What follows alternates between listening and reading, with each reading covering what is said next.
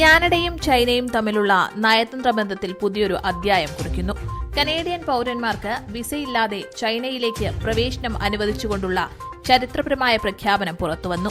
Chinese വിദേശകാര്യ മന്ത്രാലയമാണ് ഈ സുപ്രധാന പ്രഖ്യാപനം നടത്തിയത്. 2026 ഡിസംബർ 31 വരെ കനേഡിയൻ പാസ്പോർട്ട് ഉടമകൾക്ക് ഈ ആനുകൂല്യം പ്രയോജനപ്പെടുത്താം. ബിസിനസ് ആവശ്യങ്ങൾ, വിനോദസഞ്ചാരം, കുടുംബ സന്ദർശനം, സാംസ്കാരിക കൈമാറ്റം എന്നിവയ്ക്കായി ചൈനയിൽ എത്തുന്നവർക്ക് 30 ദിവസം വരെ വിസയില്ലാതെ അവിടെ തങ്ങാൻ സാധിക്കും. കാനഡയ്ക്കൊപ്പം UK പൌരന്മാർക്കും ചൈന സമാനമായ ഇളവുകൾ പ്രഖ്യാപിച്ചിട്ടുണ്ട്. നേരത്തെ സങ്കീർണമായ നടപടിക്രമങ്ങളും ഏകദേശം $140 ഫീസും നൽകിയായിരുന്നു കനേഡിയൻ പൌരന്മാർ ചൈനീസ് വിസ സ്വന്തമാക്കിയിരുന്നത്.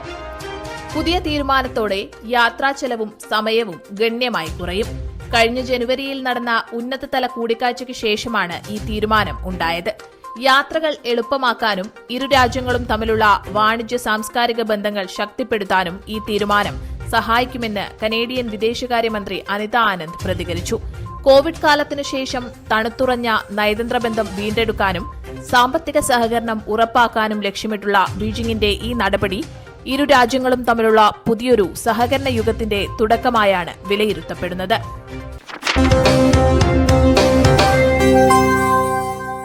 കാനഡയിലെ മലയാളി ശബ്ദം